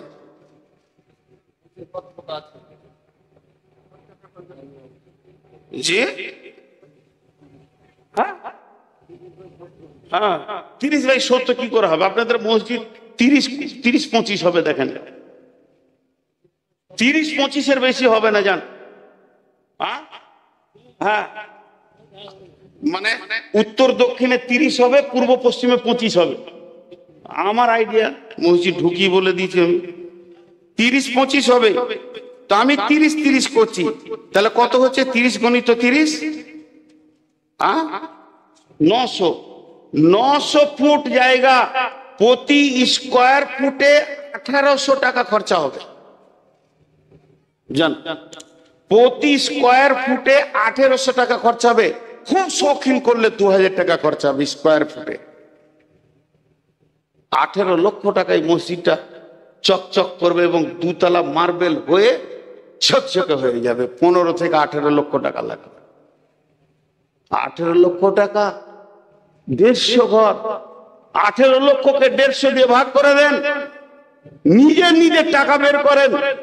আর নিজের রক্ত ঘামার টাকা দিয়ে যখন মসজিদ করবেন, তো মসজিদটা দেখবেন তো কলিজাটা ঠান্ডা হবে। বিনা প্রসব যন্ত্রণায় আল্লাহ মেয়েদেরকে সন্তান দিতে পারতেন, আল্লাহর সে ক্ষমতা ছিল।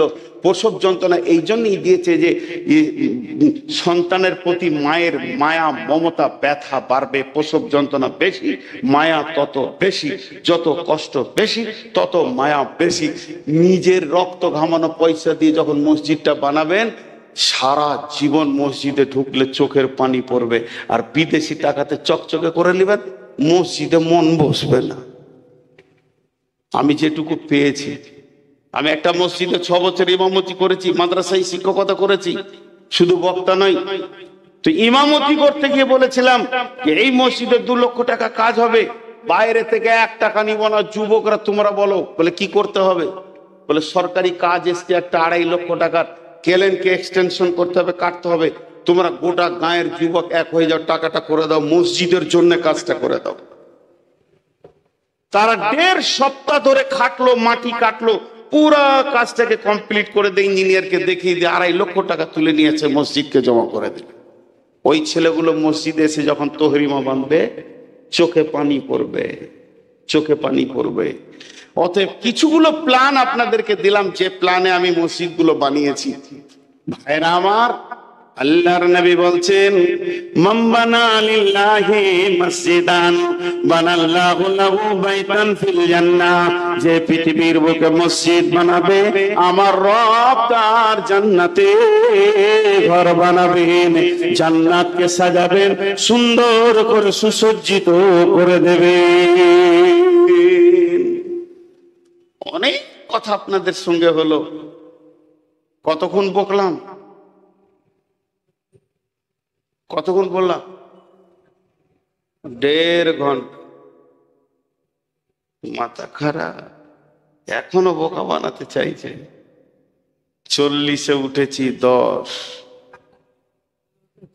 যদি ঘড়ি না দেখি তো আমার শরীর আমাকে বলে দেবে যে এখন 1.5 ঘন্টা চলছে।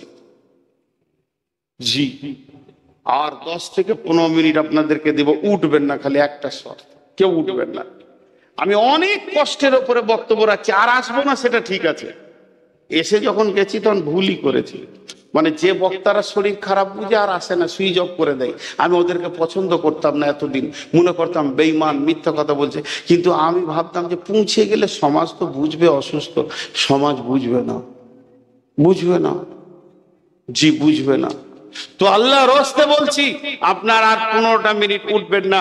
আমি দুটি কথা আপনাদের সামনে 15 মিনিট বলে নি, আর কিছুটা কনসিডার নিয়ে নিলাম অসুস্থ হিসাবে।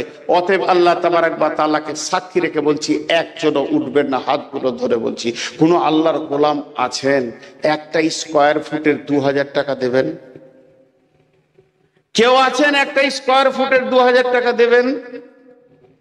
16,000 টাকা দিলে একটা মুসল্লা হবে, একজন নামাজ পড়তে পারবে। 16,000 টাকা একটা মসজিদে, একতলা মসজিদে। সব হিসাব মাথায় ভরা। কেউ আল্লাহর গোলাম আছেন? আমি আরো হাদিস বলবো, কোরআন বলবো, আপনি ভাবিয়েন না যেখানেই ছেড়ে দিচ্ছে। ভাইরা আমার, বিশ্বনবী জামানায় একজন মহিলা মসজিদকে প্রতিদিন ঝাড়ু দিয়ে পরিষ্কার করে দিতেন। একদিন নবীজি মেয়েটিকে দেখতে পেলেন না। নবীজি বললেন, মেয়েটি কই? বলে, কোন মেয়েটি? বলে, যে মেয়েটি মসজিদকে ঝাড়ু দিয়ে পরিষ্কার করেছে। দয়ার নবী যখন বললেন, সাহাবীরা বললেন, ইয়া রাসূলুল্লাহ, মেয়েটি মারা গেছে, তাকে দাফন করে দেওয়া হয়েছে। নবীজি যখন সাহাবীরা যখন বললেন, তখন নবীজি বললেন, চলো আমাকে ওই মেয়েটির কবরের কাছে নিয়ে চলো, আমি আল্লাহর কাছে তার জন্য ক্ষমা প্রার্থনা করব। আমলটা কি? মসজিদ ঝাড়ু দেওয়া। আর আমরা মসজিদ ঢুকি, নোংরা। ইমাম সাহেব, ইমাম সাহেব,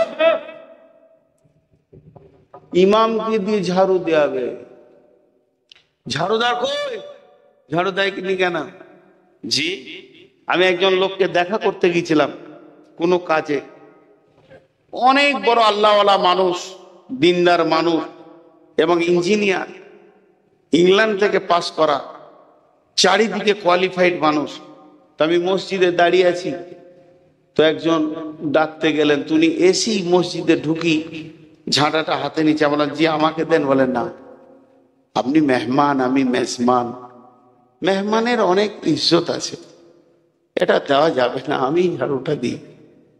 কিরকম মানুষ! মসজিদে আমি ঢুকবো, আমি ঝাড়ু দিব।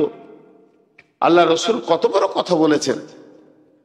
দীর্ঘদিন মসজিদে নববীতে আলো জ্বলেনি, দীর্ঘদিন মসজিদে নববীতে আলো জ্বলেনি।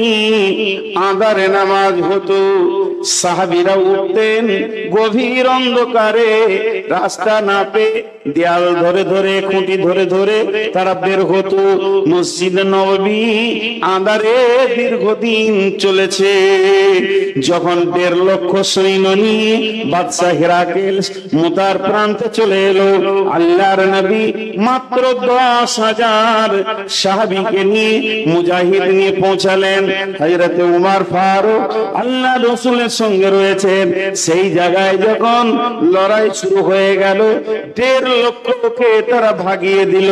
আর ওই 10,000 সাহাবী রোমের ভিতরে ঢুকে বাদশাহ সম্রাটের সোনার মুকুটটা পর্যন্ত নিয়ে চলে এলো। সোনার মুকুটটা বাইতুল মালে জমা হয়ে গেল। ওটা কত ওজন ছিল যে একটা মানুষের ঘাড়ে দিলে ঘাড় রাখতে পারবে না, তার ঘাড় বেঁকে যাবে। ওই জন্যে মুকুটের মাথা থেকে সোনার শিকল দিয়ে ওই কুব্বাতে এরকম যে মিনার আছে সেইখানে ঝুলানো থাকতো। বাদশাহ বসলেই মনে হতো যেন মুকুটটা মাথায় আছে। সোনার পরিমাণ কত! সেইটা চলে এলো কোথা? মসজিদে নববীর গোডাউনে। সাহাবীরা তীর যোদ্ধারা নিয়ে এলো। একজন সাহাবী গভীর রাত্রিতে উঠেছে, কি করবে? উজু করবে, তাহাজ্জুদ পড়বে। তো এই সোনার মুকুটটা পায়ে লেগে গেছে। পায়ে লাগলে একটা সাউন্ড হবে। তো আর একজন শুয়ে বলছে, কিরে কেরে, কিরে কেরে? বলে আমি। কি লাগলো? সেই মুকুটটা। মালটা যেন ওদের কাছে কোনো দিলে ইফেক্ট করছে না। আঁধারে নামাজ চলছে। একজন সাহাবী করলেন কি, একটা মাটির পাত্রে চর্বিকে গলিয়ে দিয়ে একটা কাপড়ের পলতে বানিয়ে, ফিতা বানিয়ে তাতে আগুন ধরিয়ে দিল। দীপ দীপ দীপ দীপ দীপ দীপ করে প্রদীপটা জ্বলছে। বিশ্বনবী মসজিদে এসে বলছেন, প্রদীপটাকে জ্বালালে গো, কে কাজটা করেছো বলো, কার বুদ্ধিতে কাজটা হয়েছে? সাহাবীটা ওঠে বলছেন, ইয়া রাসূলুল্লাহ, আমি করেছি। বলে, শোনো, তুমি এই কাজটা করে আমার দিলকে জয় করে নিয়েছো, আমাকে আপন বানিয়ে নিয়েছো। তুমি তাহলে শুনে নাও, আজ যদি আমার একটা মেয়ে থাকতো, 4টা আছে, বিয়ে হয়ে গেছে, বিয়ে হতে যদি কেউ বাকি থাকতো, কিংবা যদি 4 জনের মধ্যে কারো বিয়ে হতে বাকি থাকতো, বা 5 নম্বর কোনো থাকতো বিয়ে, তাহলে তোমার সঙ্গে এখনই বিয়ে দিয়ে আমি জামাই বানিয়ে নিতাম। রসুলের চয়েস কাকে? মসজিদে যে আলো জ্বালে ওকে। এখন মসজিদে যদি কেউ ঝাড়ু দেয়, ওকে কোনো মেয়েই বিয়ে করবে না, ও অচল। এখন চুল যার সাইড গুলো নাড়া, মাথায় চুল এদিকে কানে ঝুলছে, আর এমনি এমনি করছে, মিনিটে 17 বার 18 বার খালি এমনি করছে, আর এমনি চুলটা লাড়ছে, দেখছে আছে কিনা নাই। ওটাই আবার সমাজে সব থেকে দামি মেয়ে, মানে বর, দামি বর, চয়েস। বিয়ে হওয়ার পর 2 মাসের পরই ঝগড়া, না এদিকে চলছে না ওদিকে যেছে, শেষ হয়ে গেছে সমাজটা। তো মসজিদ এমন একটি জায়গা, ভাইরা আমার, আমি আপনাদের কাছে বলছি, কেউ আছেন আল্লাহর গোলাম 10,000 20,000 দেনেওয়ালা? 10,000 20,000 দেনেওয়ালা কেউ আছেন? জি বলেন, কেউ আছেন? খুব অল্প সময় আপনাদের কাছে চাই। আপনাদের চাদর আছে, চাদর ঢোকান, আমি ছেড়ে দিব। নামার পরে কোনো বক্তা আছে? থাকবে কেন? জবাই তো আমিই হব। বলেন, দেন না গো চাদর, দেন কাউকে চাদর। আরে কেউ নেই, চাদর নিয়ে যাও রে বাবু। যার কাছে যা আছে উজাড় করে দেন। কই রে বাবা, পাড়ার ছেলেরা 2 জন করে চাদর ধরে ঘোরো। আমি বলছি ওই চাদরে 10 টাকা করে দেবেন না, মসজিদটাকে বানানোর মতো মানসিকতা নেন সকলে। কেন হবে না? কেন হবে না?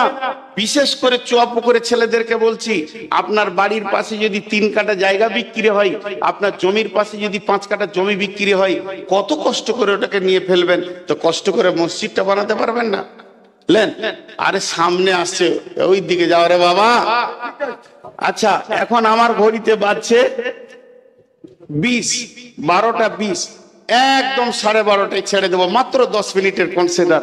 তো আল্লাহর রাস্তে বলছি, কেউ আছেন আল্লাহর বান্দা দেন আমাকে 5,000 7,000 ওয়ালারা বলেন একটা নাম লিখেন, আল্লাহর রাস্তে একটা নাম লিখে রাখেন, আল্লাহর রাস্তে একটা নাম লিখেন, 10,000 20,000-এর একটা নাম লিখেন। আল্লাহর গোলাম কে আছেন, আল্লাহর বান্দা কে আছেন, একটা 10,000 20,000-এর নাম লিখেন, একটা 5,000 বলেন। এতগুলির ভিতরে একটা 5,000 বলেন, 5,000। গ্রামের যুবকদেরকে বলছি, বিশেষ করে আপনাদের মসজিদ আপনাদেরকেই বানাতে হবে। আর যে চাদর চললো, টাকাগুলো হাতে রেডি করেলেন, টাকাগুলো হাতে রেডি করেলেন, যাওয়ার সঙ্গে সঙ্গেই দিতে পারবেন, টাকাগুলো হাতে রেডি করেলেন। আল্লাহর রাস্তে কেউ আছেন আল্লাহর গোলাম? একটাও 5,000 পেলাম না, একটা 5,000 পেলাম না, একটাও। জি আল্লাহর গোলাম কেউ আছেন একটা 5,000 দেনেওয়ালা? একজন দেন। একটাও নাম আসছে না। আসলে আমাকে মনে করছি নিয়ে নেবে নাকি, চুরি বুড়ি করবে।